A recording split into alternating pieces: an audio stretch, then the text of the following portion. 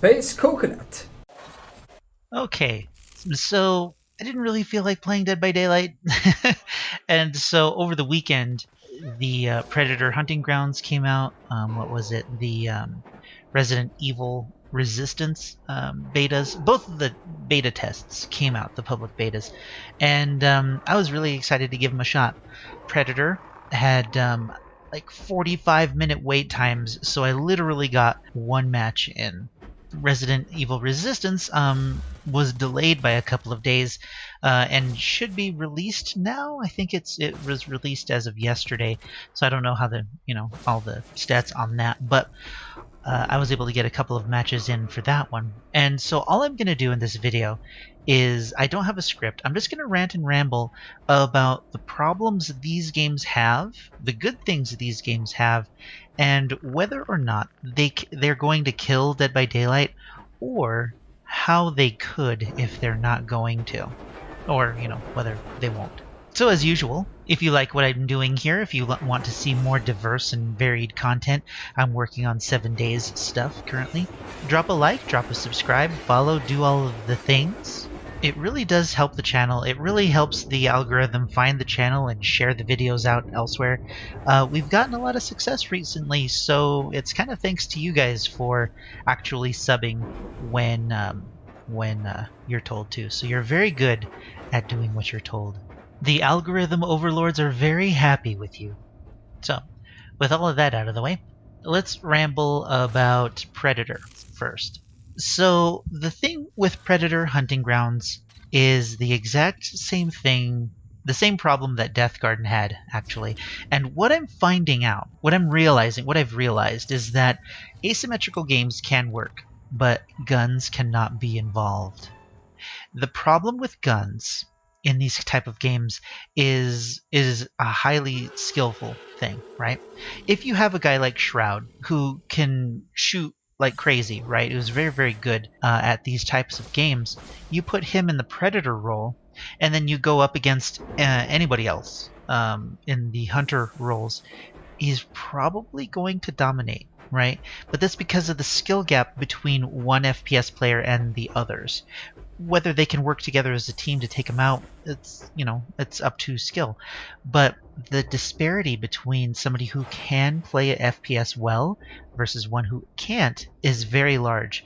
And when you have two players, two opposing sides, using first-person shooter as a base, using guns as a base, it creates a situation where, although gameplay should be skillful based, it should be based on your skill, it should be impacted by skill, the impact of skill on a game like Predator Hunting Grounds is much, much, much more impactful. This is why Death Garden, the devs, had such a hard time balancing that, because there were certain mechanics and certain things in the game that made it probably really, really unfun and difficult for the runners in that game. In my case, in the complete opposite end of the spectrum, if you're garbage at a first-person shooter, you're going to have a hell of a time enjoying this game. I had a problem in Death Garden where I was chasing after a single guy, and he was bobbing and weaving and running from health crate to health crate, and I simply could not kill the guy. I tried to interrupt him and do the things, but I just couldn't hit him. When I did hit him, he would run circles around the health cart, and I just couldn't hit him because I'm an awful, awful shot. And that was unfun. It made me feel like the runners were unbalanced.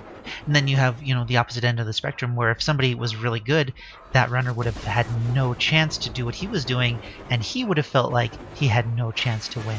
The discrepancy in skill, the importance, the weight of skill in a shooter asymmetrical game is too much of a thing, is too heavy to balance in an asymmetrical game. So on that, theory and basis alone, I think Predator Hunting Grounds is going to fail, because people are going to find the Predator overpowered. People are going to find that the Hunters, the team, are overpowered just because of, if you have a group of skilled FPS players, the Predator has no chance. If you have a Predator who's skilled in FPSs, the Hunters might not have a chance. If you have them both go head to head, the team is probably going to win, because it's still 4 versus 1. I don't think they're going to be able to balance this well enough. And that the frustration that comes from that is going to make the game just as popular as Ilphonic's other game, Friday the 13th, which I'm not quite sure how popular it is right now, but I don't hear people clamoring to play it.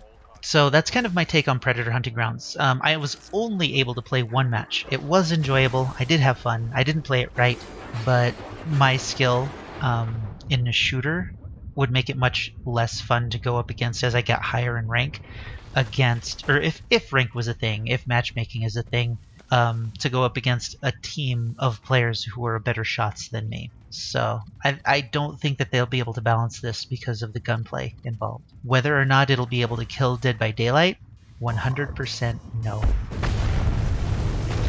Moving on to Resident Evil Resistance. Now, I actually enjoyed this game more. The quality of the game, the graphics and stuff, they look pretty nice. The idea behind it is pretty solid. The problem with Resident Evil Resistance is that there is no visceral action. The mastermind can take control of a zombie or of a minion and be able to attack the players that way, but it's not as satisfying as being able to bash them over the skull yourself. This planning that the mastermind does is very cool. I really enjoy it, but I'm a hag main. I plan ahead. I set traps. I think about where the survivors are going to go. And the hag is one of the least played killers in Dead by Daylight. Now, if you think about how people like to play their games, they like to go in, they like to have action, they like to do the things. There are certain people who play the real-time strategy games, and those are very niche as well. And that's where it comes down to. The mastermind is a strategic killer. And this game is based around that, which means every single killer or mastermind plays the exact same way. They all watch the survivors, they all set traps ahead of time, and every once in a while take over their special minion to attack. When they take over their special minion, that's the only time they're technically playing a different killer. That is the only thing that's different. I haven't played, enough. I'm not going to buy the game. $60 is way too much to play a game that I might not like in the long run. But this is why Resistance probably isn't going to be successful, because the gameplay loop of setting traps, placing zombies, watching the survivors come through, and indirectly interacting with them isn't going to be enough to keep people's attention. The gameplay loop is far too simple to be fun for enough people to keep this going. People who love Resident Evil are going to get a kick out of it, and they're going to play all of the things, and they're going to do all the stuff, but it's not going to be enough to threaten Dead by Daylight. In Dead by Daylight, you're playing as the killer, and you can choose which killer you want to be. And all of them, well, majority of them, you go up to the survivor and you manually mangle them yourselves. In Resident Evil Resistance, you don't have that visceral feeling. You don't have that. You're planning their deaths. You're trying to prevent them from going out. You're basically playing a tower defense game in reverse. You're just trying to keep them from getting out. That's it. And so the game is, in my opinion, it's very fun. But that's because of the type of game player I am. I like strategy. I like planning. I like doing things. The matches you're seeing here are my first 2 matches. I only played the game twice. And yeah, for a player like me, it might not be that difficult. For players who don't enjoy planning and strategic gameplay, they'll play the survivor end, but then they're just playing Resident Evil. It just so happens that the AI planning all the zombies and stuff is another player. So in that regards, I think, just as a personal preference, Resident Evil Resistance is more fun. Predator has a lot of nostalgia, which I really, really, really, really like. And they have a lot of potential for that. But as far as their core gameplay, Predator is not going to be able to be balanced because of the skill gap for FPS players. Resident Evil Resistance only has one gameplay loop. You can only play one certain way. And so setting traps and setting zombies and planning ahead and not directly interacting with survivors outside of it, taking over a zombie, I don't know. I don't think it has the same feeling that Dead by Daylight does. At no point in either of these games did I feel the same way I felt the first time that I played Dead by Daylight. There's a lot of fear. There's a lot of anxious. There's this feeling of, am I going to find these survivors? Am I going to, be able to catch these survivors? That feeling wasn't there for either of these games. In Resident Evil Resistance, they're already there. They're already caught. You're preventing them from escaping. I guess you're kind of doing that in Dead by Daylight, but just a different way. Predator Hunting Grounds? I don't know. I don't know, man. So, all in all, no, these games aren't going to kill Dead by Daylight. If anything's going to kill Dead by Daylight, it's going to be the devs. Let me know what you thought about this video. Like, share, comment, subscribe, do all of the things the Overlord tells you to do. I'm going to get some more gameplay in on 7 days because I'm really enjoying that. I have to edit this video first, but I'm really enjoying 7 days, so that those videos are coming up. I'm trying to figure out how to make them. So you can look forward to that when I figure it out. If you have suggestions on what you'd like to see with 7 days, let me know, because I'm open for suggestions since we're starting something completely new. Let me know what you think about this audio. I tweaked my settings in Adobe Audition, and I think it sounds better. I'm waiting for my next payday to be able to get a new mic, so I'm going to try that.